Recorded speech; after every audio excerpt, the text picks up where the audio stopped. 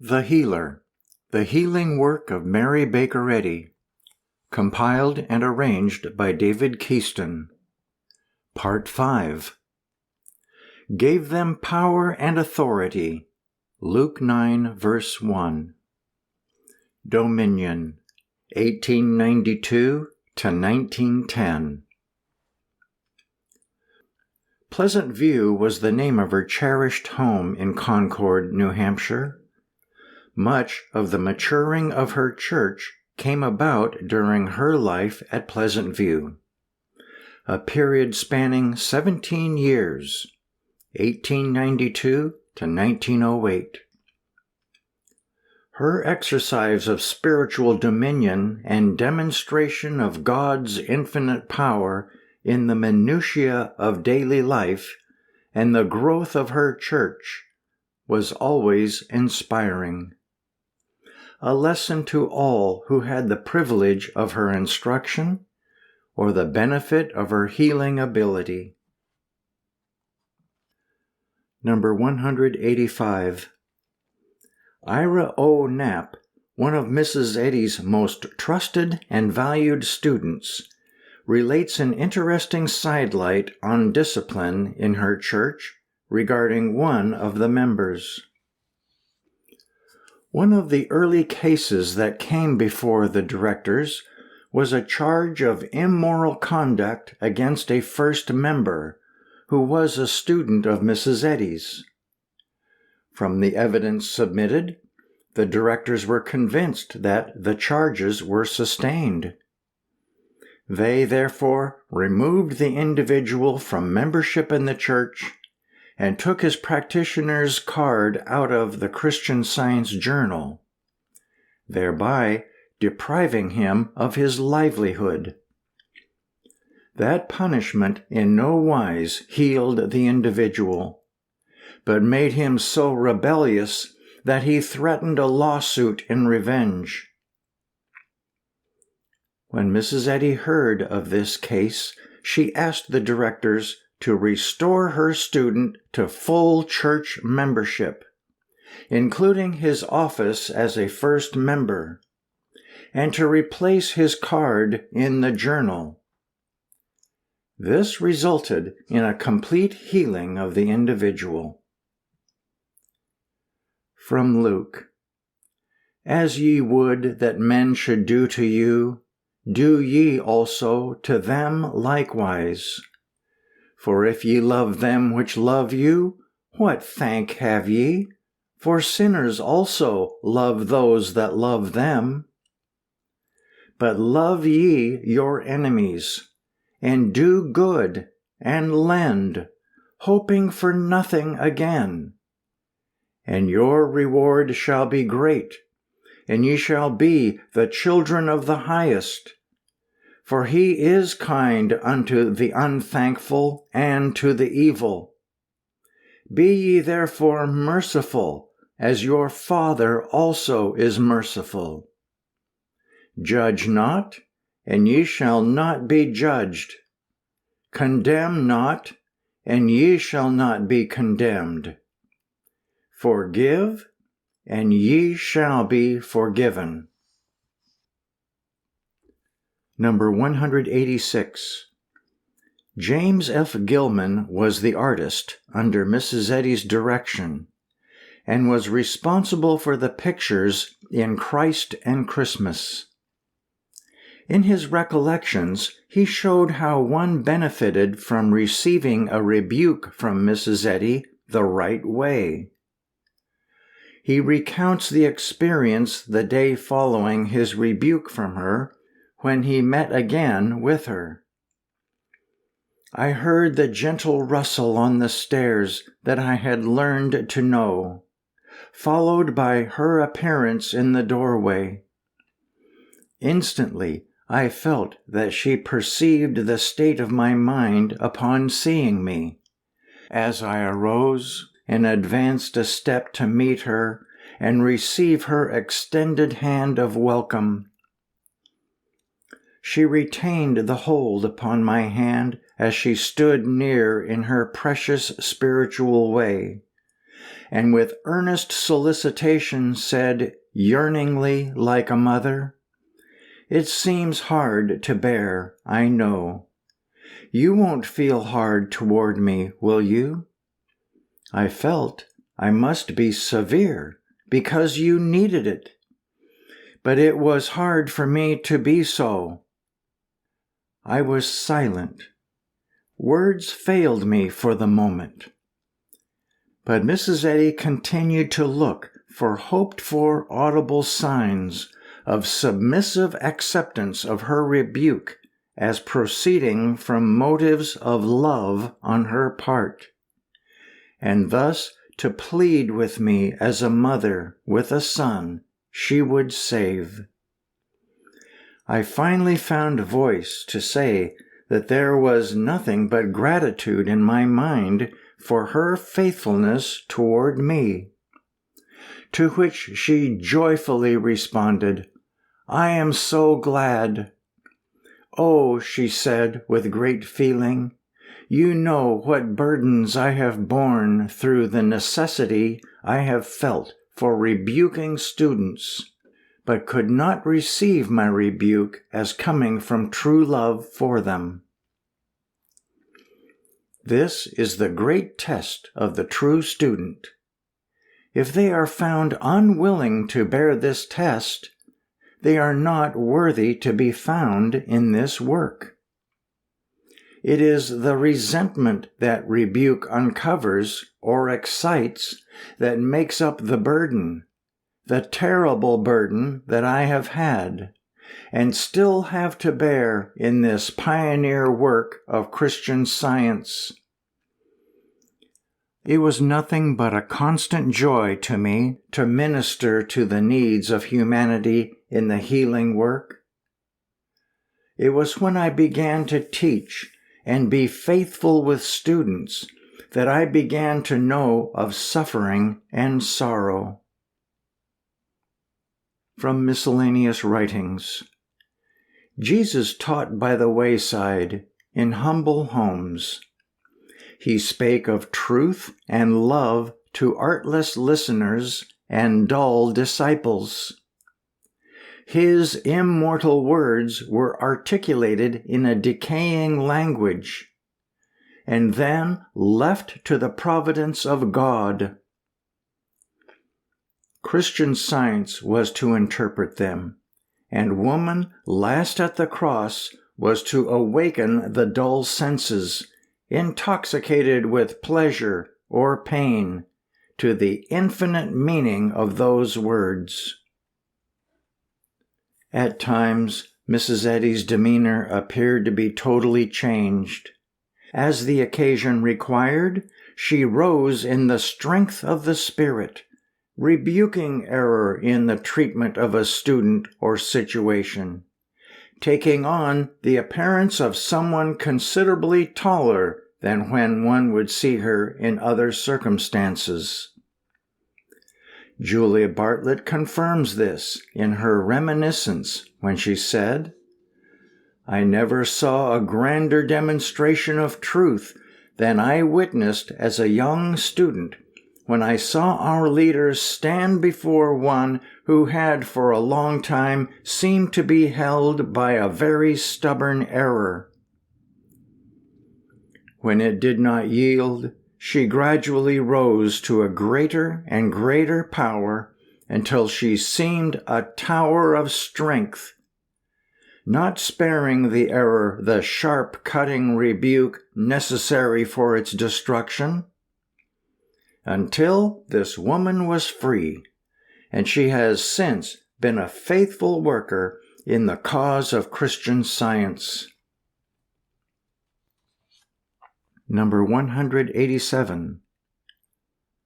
On going downstairs to breakfast one morning, I met Miss Morgan, the housekeeper, and she told me that the farmer who served Mrs. Eddy with milk, when he came that morning, seemed to be very solemn and said his well was frozen, and the well from which he obtained water for his cattle was empty. Mrs. Eddy had instructed her students to work several weeks for no rain at this time because of the necessity of finishing the roof work on the mother church, which was under construction. On the day before, he was obliged to go to a brook or river, which was frozen and some distance away. He had taken barrels in his wagon, which he filled with ice and snow from the river, and took home to melt, so as to have water for his cows. This was very hard work. It took a long time, and he was much distressed. During that day, I mentioned his difficulties to Mother, telling her just what happened. She smiled and said, "Oh, if he only knew." Then, after a moment's silence, "Love fills that well." The next morning, when the farmer brought the milk, he was overjoyed and told Miss Morgan what a wonderful thing had occurred. That morning early, when he had gone out to attend the cattle, he found the well full of water. And in spite of the bitter cold day, with all the ice and snow around, the well was full of water. He said, it must have been Mrs. Eddy's prayers that had done it all. She must have had something to do with it, for it was a miracle.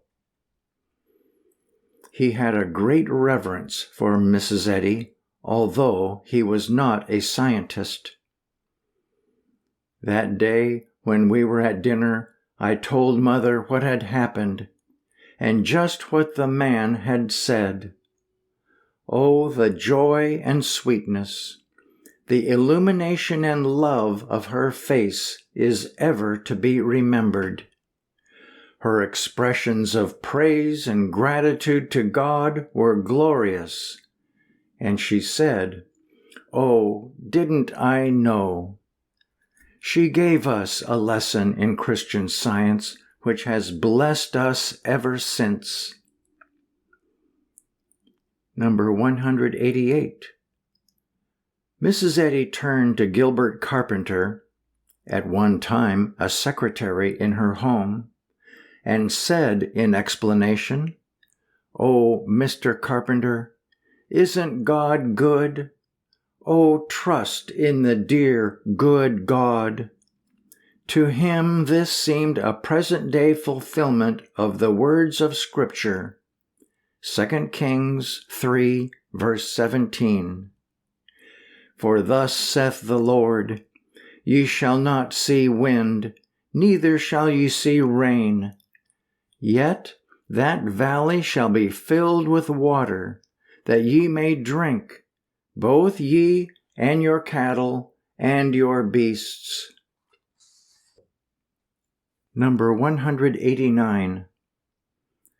In the Reminiscences of Edward P. Bates is to be found one of the truly inspiring accounts of how God works in the affairs of men, when true spiritual understanding demonstrates, "Thy will be done in earth as it is in heaven." The following is his recollection of a conversation with Mrs. Eddy concerning his considerable part in the construction of the original edifice of the Mother Church. Dinner was duly served, and while at dinner she stopped eating and said, "Mr. Bates, the directors were up here yesterday, and I told them that but for you, the church would never have been built."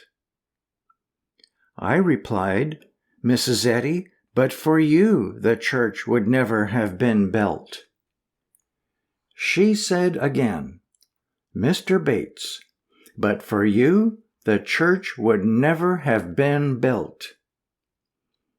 I again replied, "But for you, Mrs. Eddy, the church never would have been built." The third time she said, "Mr. Bates, if you had not come and helped me, the church never would have been built." I replied, "Mrs. Eddy, but for your demonstrations, the church would never have been built." There was no further conversation of this nature at the table, and after dinner we retired again to the library and were alone for some time. After a general conversation, she looked me straight in the eye and said, "Mr. Bates, are you prepared for what is to come?" I could not think what she meant, and asked her. She said, "Are you prepared for the treatment you will receive?" I could not imagine what she meant. I supposed that everybody would be so glad the church was built, and we could hold services in our own temple, that they would rejoice with everyone who had anything to do with its construction. She went on to say, "You came here in answer to prayer. I prayed God for 3 months to send me a man to finish the church.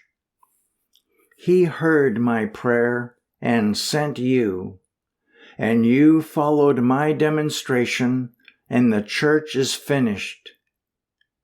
But they will hate you for helping Mother." This seemed incomprehensible. She went on to say, "They will shun you. They will try to ruin you morally, physically, financially, and spiritually." Of this I had ample proof within a few weeks. Number 190. This shows us what Mr. Bates had to deal with for being faithful. But Mrs. Eddy knew the treatment very well, for she had received it 1,000 times more severely than Mr. Bates. She knew how MAM, malicious animal magnetism, operated through her materially minded students to deny her. And they still are. Bates continued, "Before my leaving, she said, 'We have built the church. It will be easy for branch churches to build their structures, as we have cleared the way.' If the mother church had not been finished at the time I designated, it would have remained a monument to the error, and my students would have died sudden and unnatural deaths. You have helped me to save them." Number 191. It was during the month of March that I began to realize what Mrs. Eddy meant when she said, "The students will shun you," etc. I found in an audience of over 1,000 students, there were hardly 15 or 20 of them that would speak to me at all, and many of them took deliberate pains to shun my personality. It went about the church currently that the Bateses were animal magnetism, and that if people wanted to be well and live, they must shun the Bateses. Mrs. Eddy never wrote nor taught that any one person or any one set of persons embodied animal magnetism. We, Mr. Bates and his wife, bore this as well as we could, but it continued with gradually less pressure until I was appointed president of the church for the 3rd term, when it nearly died out. I remember well that many students came to me and took my hand, saying that they had been abusing me both orally and mentally, and wanted to be forgiven. I told them that I had nothing against them, and was glad if they wanted to do right instead of wrong. Number 192. Mrs. Eddy once said to Miss Shannon, Clara M. Sainsbury Shannon, C.S.D., was a worker in Mrs. Eddy's home from 1894 to 1903.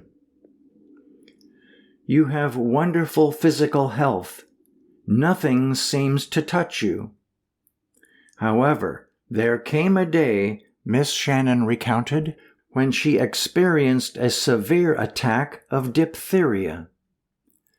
She did not want Mrs. Eddy to know how ill she was, and thus be a burden to her, and she went to the Buswells at Christian Science Hall, Concord. On arrival, she was found to be very ill and was put to bed. They wanted to send to Boston for James A. Neal, a fellow Christian Scientist and practitioner. But there was no time for that. When it seemed that Miss Shannon could not live another 10 minutes, Mrs. Eddy drove up to the door and inquired after the patient. Mrs. Buswell told her of the condition. Mrs. Eddy said, "Go and tell her there is nothing to fear, that love is taking care of her, and that I am praying for her." When Miss Shannon received this message, all fear left her, and she felt instantaneous relief. She knew she was healed. She fell asleep and did not wake until 8 o'clock the next morning. She had not slept the previous night. She dressed and came down to breakfast with Mr. and Mrs. Buswell and found 2 letters from Mrs. Eddy telling her to return. Miss Shannon was perfectly well and walked back to Pleasant View after breakfast. She told Mrs. Eddy how her words had healed her. From John. The nobleman saith unto him, Sir, come down ere my child die. Jesus saith unto him, Go thy way, thy son liveth. And the man believed the word that Jesus had spoken unto him, and he went his way. And as he was now going down, his servants met him, and told him, saying, Thy son liveth. Then inquired he of them the hour when he began to amend. And they said unto him, Yesterday at the 7th hour the fever left him. So the father knew that it was at the same hour in the which Jesus said unto him, Thy son liveth, and himself believed, and his whole house. Number 193. An interesting experience may be related from Edward Everett Norwood, another student of Mrs. Eddy's. Some time before this, I had withdrawn from the Methodist Church and felt their prayers and appeals quite forcibly, the mesmerism of old theology. In fact, for some time I was utterly miserable, knew the cause, but could not seem to meet it. At this time, in response to Mrs. Eddy's invitation to please write again and let me know how you are getting along, I wrote her and mentioned the mental darkness. I have not forgotten the wonderful freedom that came to me 3 days later when she read my letter and the claim was instantly healed. I rejoiced with joy unspeakable and thanked God. From Luke. and the chief priests and scribes sought how they might kill him. Number 194. A member of Mrs. Eddy's household had an appointment with the dentist, and Mrs. Eddy needed her just when the appointment was scheduled for some very important work, and would not let her go. She said that if she had, she would have been allowing mortal mind to rob her of the time that should be sacrificed for the whole world's good. The need was met without the dentist, and the tooth filled with substance, metaphysically. From Science and Health. Divine love always has met, and always will meet, every human need. It is not well to imagine that Jesus demonstrated the divine power to heal only for a select number or for a limited period of time, since to all mankind and in every hour, divine love supplies all good. Number 195. One day, while I was taking Mrs. Eddy's dictation, she sent me with a message to Mr. Fry, who was in his room. When I reached the door, which was open, I saw him lying on his back on the carpet, apparently lifeless. I returned to our leader and told her about it, saying, "It seems as though he has fainted." She immediately rose, and we both went to his room. She kneeled beside him and lifted his arm, which fell inert. Then she began to talk to him. I had been praying for him, but what she said to him was a revelation to which I listened in wonder. Such heavenly words and tenderness, such expression of love I had never heard, telling him the truth of man's relationship to God. After a while, he opened his eyes, and as soon as Mother saw that he was becoming conscious, her voice changed, and most severely she rebuked the error that seemed to be attacking him. Her voice and manner were so different, according to the need, that I was deeply impressed. Presently she told him to rise on his feet and gave him her hand to help him up. Then she turned round and went out of the room down the passage where she had been sitting. Then she called out, "Calvin, come here." And he followed her. She spoke to him for several minutes, striving to wake him up, at times thundering against the error. Then she said, "Now you can go back to your room." He went from the passage towards his room. But before he entered, she called him again and talked to him, and this was repeated several times. I said, "Oh, Mother, couldn't you let him sit down a few minutes?" She said, "No, if he sits down, he may not waken again. He must be aroused. He is not quite awakened yet." She began to talk to him again, and reminded him of the time when Martha Morgan and Mrs. Fry together drove out and spent the day there. And she began to remind him of the experiences of that day. That reached him, and she said, "You haven't forgotten, Calvin?" And he said, "No, Mother," and laughed heartily. Then she talked more of the truth to him, and told him he could go back to his room, and this time watch.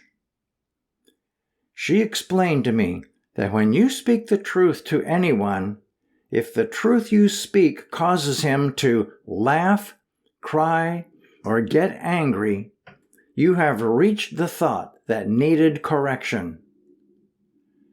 Mr. Fry was a changed man after that experience, to which he never referred. To me, such a demonstration was a glorious inspiration and lesson.